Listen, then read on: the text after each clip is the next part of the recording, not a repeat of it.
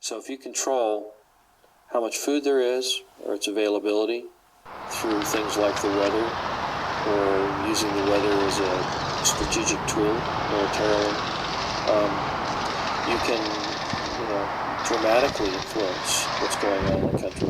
And by doing that over and over again, sequentially through a region, it's possible that you can change the political spectrum over an entire region by doing this over and over again. Maybe even do it over a much wider region, create so much instability that you're able to come in and say, oh, we have these wonderful fast-growing crops, genetically modified, and this you'll have something to eat in less than 3 weeks. And I imagine that if you control the food supply, that you can then consolidate the financial and the political interests of the country. Could predicting the weather enable a group or specific entity to profit from that knowledge of knowing what type of weather or weather pattern will be? Absolutely.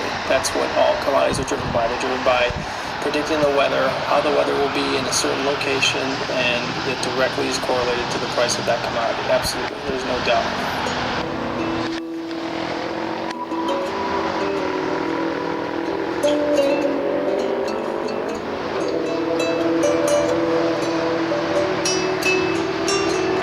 Geoengineering programs are a direct assault on the most elemental aspects of nature. What we're doing when we modify the weather is we're changing the world's climate and we're changing the microclimates. And we are doing it. There are things we can say for certain. There's a mountain of metal raining down on us. We're certainly breathing that metal. We have documented from the computer modeling some unintended consequences. If such a contamination is present, shouldn't we investigate? Shouldn't local agencies investigate, which they have patently refused to do? There's no question that large-scale climate engineering has been tested and dangerous. I would disagree quite strongly that it doesn't exist. I think that the capacity to do it in engineering terms most certainly exists, and that's part of the reason we have to think seriously about how we manage that. We are breathing a mountain of metal, and that can't be denied. If geoengineering continues and the weather manipulation continues and genetic modification continues overtaking, we're going to lose our ability to grow good, nutritious food. We are going to lose our ability to thrive.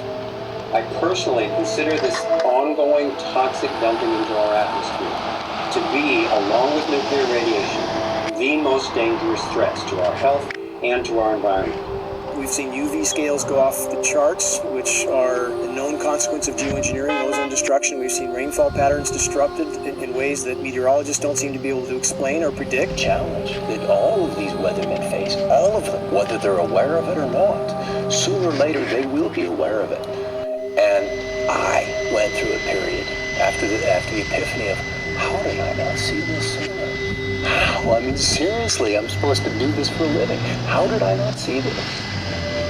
We seem to have lost our moral fiber and our ethical compass when we talk about that we all should live within an experiment that somebody else is conducting. If you knew or could predict the weather at any given time in any given area, then you control the fate of mankind and what they pay for everything.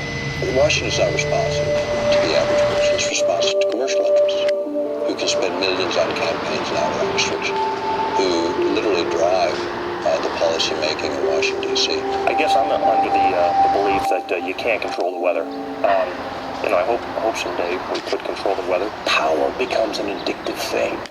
We're taking what the Creator has created, usurping His authority, and bringing it under the authority of corporations.